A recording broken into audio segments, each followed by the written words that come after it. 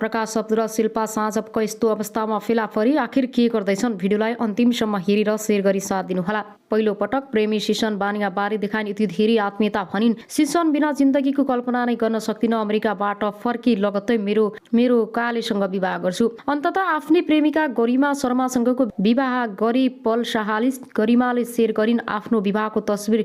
गरिमा र पल छन् निकै खुसी। आफ्नो प्रेम सम्बन्धबारे पहिलो पटक बोले पल शाह। यी सुन्दरीसँगको 4 वर्ष लामो प्रेम एकाएक छुटेको रहेछ। को हुन् ती बुद्धि बिग्रेकी जसले पल शाह जस्तो अनुशासित र चर्चित व्यक्तिलाई चिन्न सकिनन्? हेर्नुहोस् यो भिडियोलाई। महामारी होस् वा प्राकृतिक विपत्ति, अभिनेता पल शाह सहयोगका लागि सधैँ अगाडि आउँछन्। उनै नायक पल शाह विपत्तिमा परेकाहरूलाई सहयोग गर्न मुलुकभर पुगेका छन् र उनी काठमाडौँमा भोकाहरूलाई खाना खुवाउने अभियानमा सक्रिय छन् भने प्राकृतिक विपत्तिमा परेकाहरूलाई सहयोग लिएर पुगेका छन्। हाम्रो टिम नेपाल पल शाह र फाउन्डेसन मार्फत उनी सामाजिक काममा सक्रिय छन्। रियल लाइफमा मात्र नभएर रियल हिरो भन्न थालिएको छ। उनलाई रियल अफ द इयरबाट सम्मानित गरिएको छ। रजपथ समूहले उनलाई रियल हिरोको रूपमा सम्मान गरेको हो। ल्यामर गफ उनकै अन्तर्वार्ताबाट सुरु भएको थियो। प्रकाश सुवेदीले अहिले पनि उनलाई नै अतिथिका रूपमा निम्ताइदिए। पल शाहले राजनीतिक दलका नेता भन्दा पूर्व राजालाई मन पराउँछन्। उनले एउटा घरमा एउटा मात्र अभिभावक हुँदा राम्रो हुने भन्दै नेपालमा अहिले धेरै अभिभावक बन्न खोज्दा जनताले दुःख पाएको बताए। उनले पूर्व राजालाई विष्णु भगवानका आफूले बाल्यकालदेखि नै मान्दै गएका कारण आफू राजाकै पछिमा रहेको बताए। मुलुकमा त भन्दा म के कम भन्ने सोच राजनीतिक दलहरूमा भएकोले समस्या उत्पन्न भएको बताए। उनले आफूले अब छिट्टै विवाह गर्ने पनि बताएका छन्। परिवारमा अप्रत्याशित रूपमा विवाहको कुरा उठ्ने गरेको पनि बताएका छन्। जीवनको तेस्रो दशकमा रहेका उनी आफ्नो जीवनलाई कसैलाई माया भने गरेको बताए। तराई टिभीमा काम गर्दा सहकर्मीलाई आफूले निकै मन पराएको भए पनि केही महिना मात्रै रहेको बताए। त्यसपछि अर्कोसँग दोहोरो प्रेम भएपछि त्यो प्रेम पनि छुटेको बताएका छन्। अब आउनुहोस् अर्को समाचारतर्फ लागौँ। एमाले र माओवादी केन्द्रको एकता फुटाउने ऋषि कटेल आफ्नै पार्टीबाट निस्केका छन्। नेकपा एमाले र नेकपा माओवादी केन्द्र मिलेर बनेको नेकपा सर्वोच्च अदालतबाट भङ्ग गराउने हतियार बनेको नेपाल कम्युनिस्ट पार्टीका अध्यक्ष ऋषि कटेल आफै सो पार्टीबाट निष्कासनमा परेका छन्। पार्टीको हित विपरीत काम गरेको आरोप लगाउँदै उक्त पार्टीका कार्यवाहक अध्यक्ष तथा एकताको राष्ट्रिय सम्मेलन तयारी समितिका संयोजक लोकराज नारायण सुवेदीले साधारण सदस्य समेत नरहने गरी कटेललाई पार्टीबाट निकालिएको जानकारी दिएका हुन्। सुवेदीले जारी गरेको विज्ञप्तिमा दलको विधान 2069 राजनीतिक दल सम्बन्धी ऐन 2073 नेपालको संविधान विपरीत कटेलले दलको अतिमा काम गरेको र त्यसका लागि जाँचबुझ गर्न गठन गरेको समितिको सिफारिसका आधारमा उनलाई निष्कासन गरिएको लेख्छ। नेपाल कम्युनिस्ट पार्टीको केन्द्रीय समिति बैठकले यही माघ 5 गते जाँचबुझ समिति गठन गरी अध्यक्ष कटेलसँग स्पष्टीकरण मागेको थियो, तर उनले स्पष्टीकरण दिएनन्। उनै कटेलले आफ्नो पार्टी नेकपासँग नाम जुधाएर निर्वाचन आयोगमा दल दर्ता गरिएको भन्दै सर्वोच्च अदालत हालेको मुद्दामा फैसला हुँदा उनको पार्टीलाई संवैधानिकता दिँदै एमाले र माओवादी केन्द्र मिलेर बनेको नेकपा भङ्ग गरिएको थियो। अब आउनुहोस् अर्को समाचारतर्फ लागौँ। जब ज्ञानेन्द्र कार्कीले त्यसो भने अनि खोज थालिएको एमसीसी सम्झौता अरू दस्तावेज। गत पुस 4 गते बसेको सत्ता गठबन्धन बैठकमा सञ्चार मन्त्री ज्ञानेन्द्र बहादुर कार्कीलाई नेताले सोधे, तपाईले गरेको एमसीसी सम्झौता र अहिले भएको सम्झौता उस्तै छ? उनले जवाब दिएका छैनन्। त्यति बेला अर्थमन्त्रीको हैसियतमा मैले गरेको सम्झौतामा एमसीसीलाई संसदमा लगेर अनुमोदन गर्ने कुरै थिएन। अनि सन् 2017 कार्की अमेरिका पुगेर गरेको सम्झौता हुँदाहुँदै 2019 मा फेरि अर्को सम्झौता के का लागि आवश्यक थियो त? यसको जवाब कार्कीले बैठकमा दिन सकेनन् भने म अर्थमन्त्री हुँदा गरेको सम्झौता भन्दा पछि किन परिमार्जन गरियो मैले बुझेको छैन। कसले के उद्देश्य राखेर सम्झौतामा हेरफेर भयो मलाई थाहा भएन। त्यो बैठकमा सहभागी एक नेताले बताए अनुसार अहिलेका सञ्चार मन्त्री कार्की आफैले सुरुको सम्झौता र संसदमा लैजान खोजेको सम्झौतामा परिमार्जन भएको छ।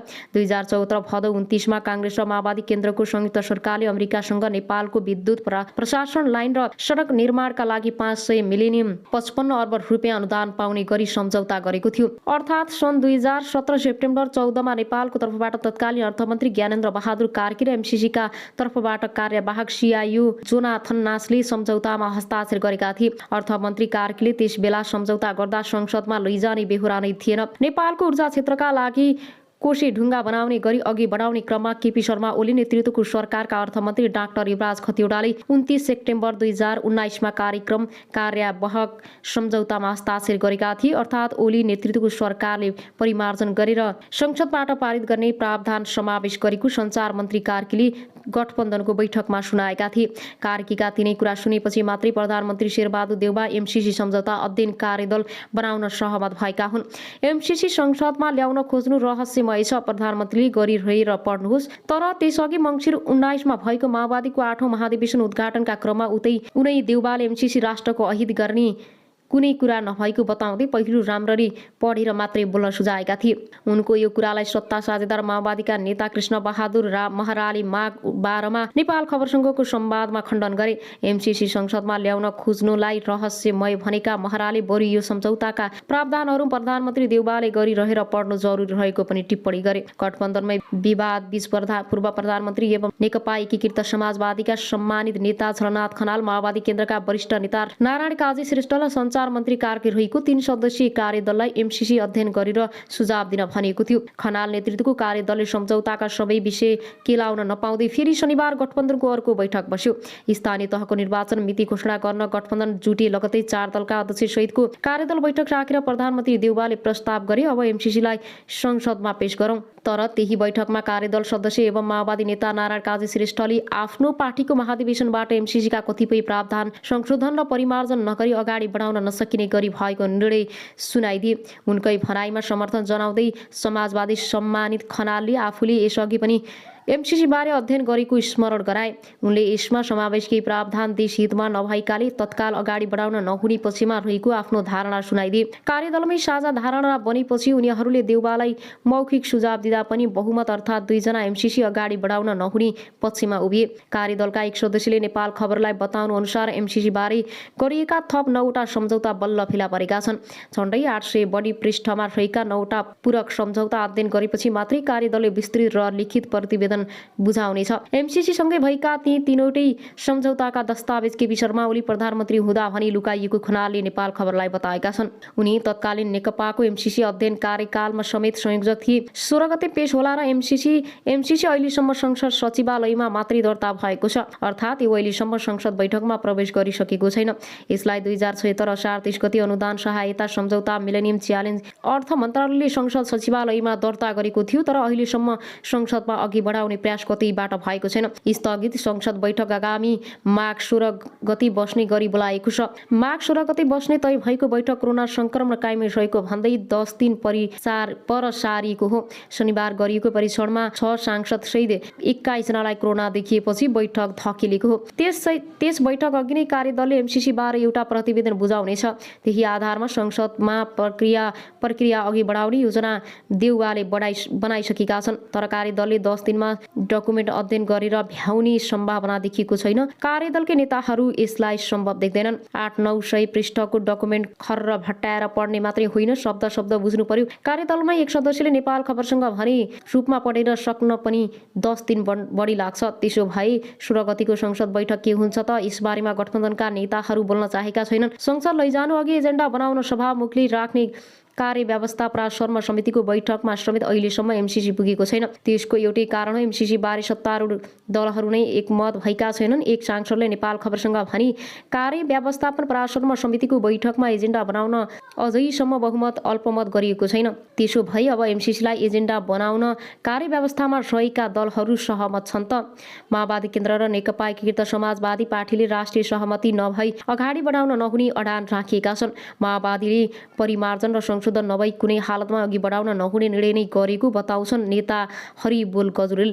हामीले 3 वटा कुरा भन्छौँ। पहिलो, दलहरू बीचमा राष्ट्रिय सहमति हुनै पर्छ। गजुरेलले नेपाल खबरसँग भने दोस्रो, समयका प्रावधानहरू देशको हित अनुकूल छैन, त्यसैले ती प्रावधान संशोधन र परिमार्जन गर्नै पर्छ। तेस्रो, 2017 मा गरेको सम्झौता जे हो त्यही कार्यान्वयनमा लैजानुपर्छ। नेकपा एकीकृत समाजवादीका महासचिव बेदुराम भुषालले पनि एमसीसीलाई अहिलेकै अवस्थामा अघि बढाउन नहुने कुरामा अडिग रहेको बताएका छन्। आज मात्रै कार्यदलका सदस्यहरूले सम्झौताका दस्तावेज फेला पारेको भन्नु भएको छ। उहाँहरूले के सुझाव दिनुहुन्छ? पहिला त्यो कुर्छौँ, भुषालले नेपाल खबरसँग भने।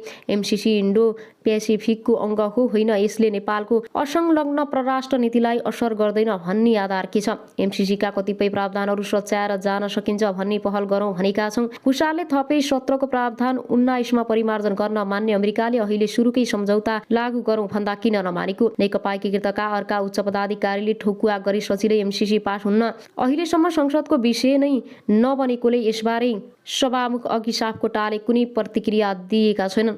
दलहरूबीच सहमति भए उनी चाहेर रोक्न सक्ने कुरा पनि भएन। सभामुख सापकोटाले पुस 27 गते संसदीय संसद भवनको निरीक्षण गर्दै संसदमा आफ्नो भूमिका खेलेका रेफ्रीको जस्तै रहेको बताएका थिए। त्यसको अर्थ हो संसदमा उनले जम्मा समन्वयन मात्रै गर्ने हुन्। उनले एमसीसी जस्तो विषय जस्ताको भाग्य र भविष्य जोडिएको जनस्तरमा पुगिसकेकोले राष्ट्रिय सहमति गरेर अघि बढ्न दलहरूलाई आग्रह गरेका थिए। अब आउनुहोस् अर्को समाचारतर्फ लागौँ।